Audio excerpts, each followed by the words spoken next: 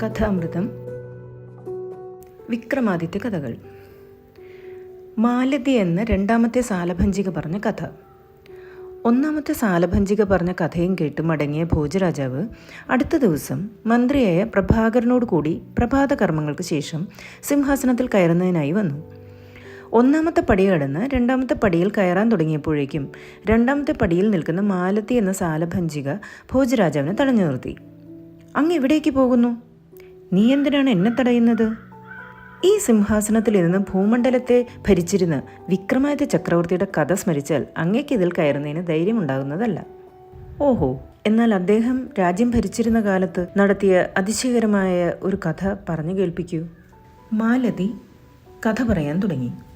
ഉജ്ജയിനി നഗരത്തിൽ നിന്ന് കുറച്ച് അകലെയായ ഒരു ഭദ്രാക്ഷേത്രവും ഒരു ചെറിയ വനവും ഉണ്ടായിരുന്നു.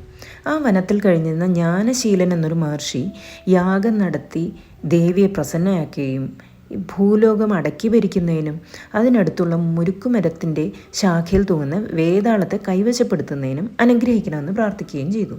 മഹർഷിയുടെ ആഗ്രഹം സാധിക്കുന്നതിനായി ആ ഹോമകുണ്ടത്തിൽ 1000 രാജാക്കന്മാരുടെ ശിരസ് ഹോമിക്കണം എന്നാണ് ദേവി നിർദ്ദേശിച്ചത്.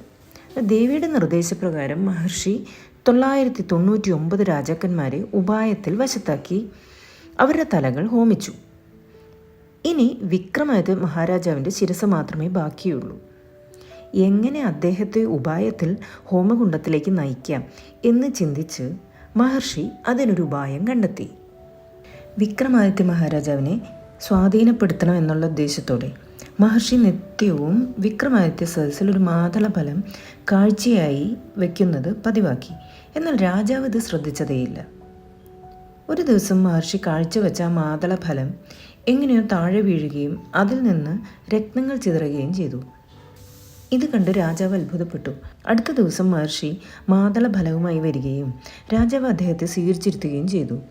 എന്നിട്ട് എന്താണ് അവിടത്തേക്ക് ഞാൻ ചെയ്തു തരേണ്ടത് എന്ന് ചോദിച്ചു. ഇവിടെ നിന്ന് 10 നാഴിക അകലെ വനാന്തരത്തിലുള്ള ഭദ്രക്ഷേത്രത്തിൻ്റെ നടയിൽ ഞാനൊരു യാഗം ചെയ്യുന്നു.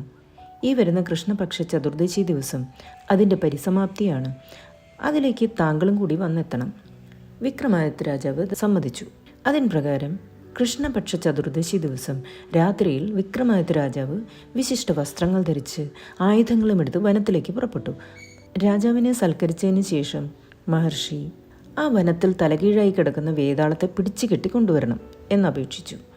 അത് വിക്രമാദിത്യന് മാത്രം കഴിയുന്ന കാര്യമാണെന്നും പറഞ്ഞു.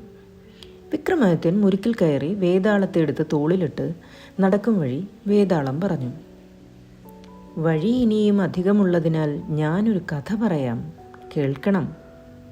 അങ്ങനെ വേതാളം പറയുന്ന അതിവിശിഷ്ടമായ കഥകൾ ഇവിടെ ആരംഭിക്കുന്നു.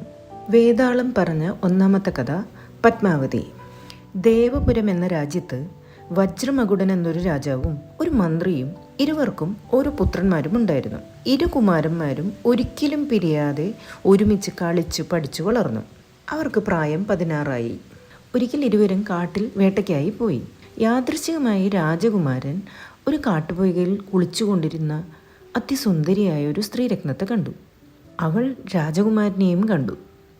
കണ്ട മാത്രയിൽ തന്നെ അതിസുന്ദരനായ രാജകുമാരനിൽ പ്രേമം ജനിക്കുകയും ചെയ്തു. ആ യുവതി ഒരു താമരപ്പൂ പറിച്ച് കണ്ണിൽ ചേർത്തിട്ട് അത് കടിച്ച് തൻ്റെ കാലിൻ്റെ മേലെ ഇട്ടു. മറ്റൊരു പൂ പറിച്ച് തൻ്റെ ശിരസിലും മാറിലും അണച്ച് താഴെ ഇട്ടിട്ട് പോവുകയും ചെയ്തു. രാജകുമാരൻ ഇക്കാര്യങ്ങൾ മന്ത്രികുമാരനോട് പറഞ്ഞു. ഇതിൻ്റെ അർത്ഥം എന്തെന്ന് ചോദിച്ചു. താമരപ്പൂ കണ്ണിൽ ചേർക്കിയാൽ രാജ്യം കർണാപുരമെന്നും, കടിക്കുകയാൽ അവളുടെ പേര് പത്മാവതി എന്നും, കാലിലിടുകയാൽ അവളുടെ പിതാവ് കലിംഗ രാജാവാണെന്നും, മറ്റൊന്ന് പറിച്ച് തലയിൽ വെക്കുകയാൽ രഹസ്യമായി വന്ന് ചേരണമെന്നും, മാറോടണയ്ക്കുകയാൽ തനിക്ക് രാജകുമാരനെ പുൽകാൻ താല്പര്യമുണ്ടെന്നും ആണ് ഇതിൻ്റെ സാരം എന്ന് മന്ത്രികുമാരൻ പറഞ്ഞു. അന്ന് തന്നെ 2 കുമാരന്മാരും കൂടി കർണപുരത്തേക്ക് പുറപ്പെട്ടു. 4-ാം ദിവസം കർണപുരത്തെത്തി.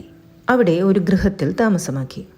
നിത്യവും രാജകുമാരിക്ക് പുഷ്പമാല്യങ്ങൾ കെട്ടിക്കൊടുക്കുന്ന ഒരു വൃദ്ധയുടേതായിരുന്നു ആ ഗൃഹം. 2-3 ദിവസം അവിടെ താമസിച്ച് കാര്യങ്ങൾ മനസ്സിലാക്കിയ ശേഷം ആ വൃദ്ധയോട് കാര്യങ്ങൾ പറഞ്ഞ് രാജകുമാരിയുടെ അടുക്കലേക്ക് അയച്ചു. അവൾ രാജകുമാരിയെ കാര്യങ്ങൾ ഗ്രഹിപ്പിക്കുകയും ചെയ്തു. രാജകുമാരി 2 കൈയിലെ വിരലുകളും ചന്ദനച്ചാറിൽ മുക്കി അവളുടെ മാറിൽ അടിച്ചുവിട്ടു. രാജകുമാരിക്ക് അതൃപ്തിയാണെന്ന് ഗ്രഹിച്ച് ആ വൃദ്ധ കാര്യങ്ങൾ കുമാരന്മാരെ ധരിപ്പിച്ചു. രാജകുമാരൻ കുമാരിയുടെ ഈ പ്രവൃത്തിയുടെ അർത്ഥമെന്തെന്ന് ചോദിച്ചതിന് മന്ത്രികുമാരൻ ഇനി മുതൽ 10 ദിവസം കഴിഞ്ഞ് ചെല്ലണമെന്നാണ് ഇതിൻ്റെ സാരം എന്ന് പറഞ്ഞു. 11-ാം ദിവസം ആ വൃദ്ധയെ ഒന്നുകൂടി രാജകുമാരിയുടെ അടുത്തേക്ക് അയച്ചു. അന്ന് അവൾ 3 വിരൽ കുങ്കുമത്തിൽ മുക്കി ആ വൃദ്ധയുടെ മാറിൽ അടിച്ചു. എന്നിട്ട് ഒരു രഹസ്യമാർഗത്തിലൂടെ ഓടിച്ചു.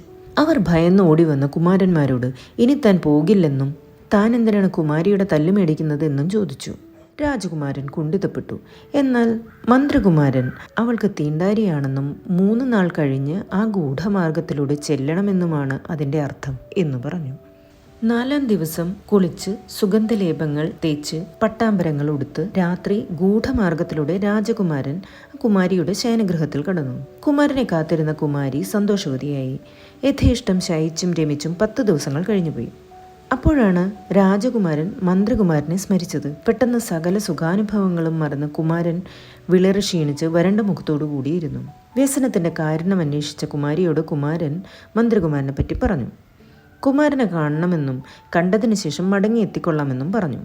എന്നാൽ മന്ത്രികുമാരൻ രാജകുമാരനെ ഇനി തിരിച്ചയക്കില്ലെന്നും എങ്ങനെയെങ്കിലും തിരികെ രാജ്യത്തേക്ക് കൊണ്ടുപോകുമെന്നും കണക്ക് കൂട്ടിയ കുമാരി ഒരു ഉപായം കണ്ടെത്തി.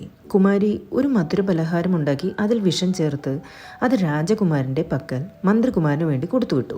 ഇത്രനാൾ കഴിഞ്ഞു പോകുമ്പോൾ വെറും കൈയോടെ പോകുന്നത് ഉചിതമല്ലല്ലോ.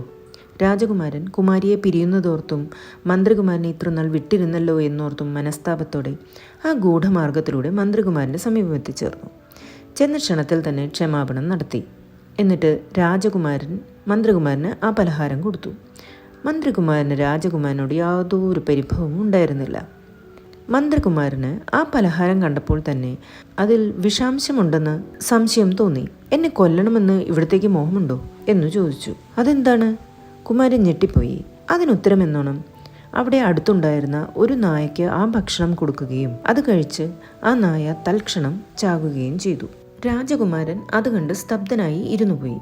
സംശയമൊക്കെ തീർന്നോ എന്ന മന്ത്രികുമാരൻ്റെ ചോദ്യത്തിന് ഇനി അവളുടെ അടുത്തേക്ക് പോകുന്നില്ലെന്ന് മാത്രം പറഞ്ഞു. എന്നാൽ മന്ത്രികുമാരൻ ഇപ്രകാരം ഉപദേശിച്ചു. അതുപോരാ, കുമാരൻ ഇന്ന് അവിടെ പോയി താമസിക്കണം. രാത്രി അവൾ നിദ്ര ചെയ്തതിന് ശേഷം അവളുടെ കഴുത്തിൽ ധരിച്ചിരിക്കുന്ന രത്നമാല്യം അഴിച്ചെടുക്കുകയും അവളുടെ മാറിൽ 3 നഖങ്ങൾ മാത്രം താഴ്ത്തി പതിപ്പിച്ച് മുറിപ്പെടുത്തുകയും ചെയ്തിട്ട് അവൾ അറിയാതെ ഇവിടെ എത്തണം. രാജകുമാരൻ മന്ത്രികുമാരൻ പറഞ്ഞതിന് പ്രകാരം പ്രവർത്തിച്ചു. ശേഷം രാജകുമാരൻ ശിഷ്യനായും മന്ത്രികുമാരൻ ഒരു താപസനായും വേഷപ്രച്ഛന്നരായി ഒരു ശ്മശാനത്തിൽ പോയിരുന്നു. രാജകുമാരിയുടെ രത്നമാല്യം ശിഷ്യൻ്റെ പക്കൽ ഏൽപ്പിച്ച് അത് വിൽക്കുന്നതിനായി നടക്കാനും രാജമന്ദിരത്തിനടുത്തുകൂടി പോകുമ്പോൾ രാജാവ് അറിഞ്ഞ് വില ചോദിക്കുമെന്നും അപ്പോൾ ഇതിൻ്റെ വില എൻ്റെ ആചാര്യനായ താപസനോട് ചോദിക്കണമെന്നും അദ്ദേഹം ശ്മശാനത്തിൽ ഇരിക്കുന്നുണ്ടെന്നും പറയണം എന്നു ഉപദേശിച്ചു. മന്ത്രികുമാരൻ പറഞ്ഞതിന് പ്രകാരം എല്ലാം സംഭവിച്ചു. രാജാവിന് ആ രത്നഹാരം കണ്ട മാത്രയിൽ അത് തൻ്റെ മകളുടേതാണെന്ന് മനസ്സിലായി. അതെങ്ങനെ ഇവരുടെ പക്കലെത്തി എന്നറിയണമെന്ന് വിചാരിച്ച് രാജാവ് ഉടനെ കുതിരപ്പുറത്ത് കയറി രാജകുമാരൻ്റെ കൂടെ പോയി ശ്മശാനത്തിലെത്തി. അവിടെ താപസ വേഷത്തിലിരുന്ന മന്ത്രികുമാരനോട് ഈ രത്നമാല്യം കിട്ടിയത് എവിടെ നിന്നാണ് എന്ന് ചോദിച്ചു. അതിന് മറുപടിയായി, ഇവിടെ രാത്രി തോറും ഒരു സുന്ദരിയായ യുവതി വന്ന് എരിഞ്ഞുകൊണ്ടിരിക്കുന്ന പ്രേതത്തെ തീയിൽ നിന്ന് തള്ളിയിട്ട് മതിയാവോളം ഭുജിക്കുക പതിവാണ്. അവൾ ആരെന്നറിയാൻ അവൾ ഇപ്രകാരം തിന്നുകൊണ്ടിരിക്കുമ്പോൾ അവളെ തള്ളിയിട്ട് എൻ്റെ ശൂലം കൊണ്ട് അവളുടെ മാറിൽ ഊന്നി പിടിച്ചുകൊണ്ട് വിവരം പറയാൻ നിർബന്ധിച്ചു. അവളുടെ പേര് പത്മാവതിയാണെന്നും വിശപ്പ് ശമിക്കാത്തത് കൊണ്ടാണ് ഇപ്രകാരം ചെയ്യുന്നതെന്ന് പറഞ്ഞു. ഇത് ആരോടും പറയരുതെന്ന് പറഞ്ഞ് അവളുടെ കഴുത്തിലണിഞ്ഞ രത്നമാല്യം അഴിച്ചു തരികയും ചെയ്തു എന്ന് പറഞ്ഞു. ഇത് കേട്ട രാജാവ് താപസൻ ചോദിച്ച പ്രതിഫലം കൊടുത്ത് രത്നമാല്യം വാങ്ങി തിരികെ പോവുകയും ചെയ്തു. കൊട്ടാരത്തിൽ തിരിച്ചെത്തിയ രാജാവ് തൻ്റെ മകളെയും മന്ത്രിയെയും വരുത്തി ഇങ്ങനെ ചോദിച്ചു, നിന്റെ മാറു കാണട്ടെ. അവൾ അപ്രകാരം കാണിച്ചു.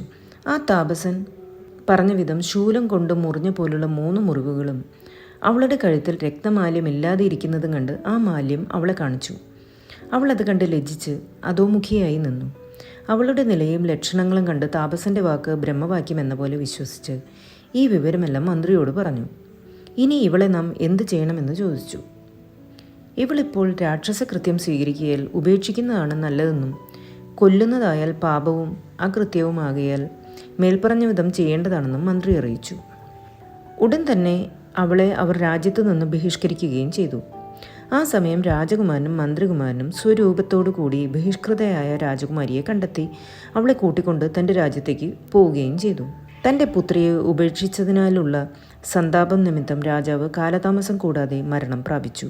രാജ്ഞി തൻ്റെ പുത്രിയും ഭർത്താവും പൊയ്പോയല്ലോ എന്ന് വിചാരിച്ച് തൻ്റെ ജീവൻ ഉപേക്ഷിച്ചു. ഇതിനാൽ ഈ കൃത്യം നിമിത്തം പാപം ആർക്കാണ് എന്ന് വേതാളം വിക്രമാദിത്യനോട് ചോദിച്ചു.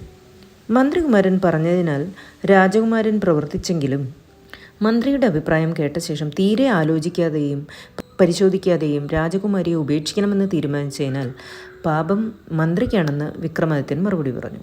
ഇത്രയും കേട്ട ക്ഷണത്തിൽ വേതാളം കെട്ടഴിച്ചുകൊണ്ട് ചാടി വീണോടി മുരുക്കുമരത്തിൽ കയറി പഴയതുപോലെ തലകീഴായി തൂങ്ങിക്കിടപ്പായി.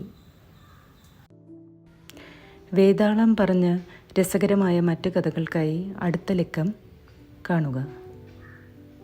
നന്ദി.